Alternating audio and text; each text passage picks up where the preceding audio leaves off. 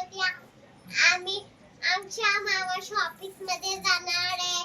तो व्हिडिओ तुम्ही बघितलं आणि सगळ्यांनी माझा व्हिडिओ बघितला आणि तुम्हाला रात्रीचे स्टार दिसतात म्हणजे पृथ्वीचे फ्रेंड असतात सूर्य गुरु चिकुरू त्यांच्या सगळीकडे किती स्टार असतात आणि ते आणि ते व्हाईट म्हणजे पांढरा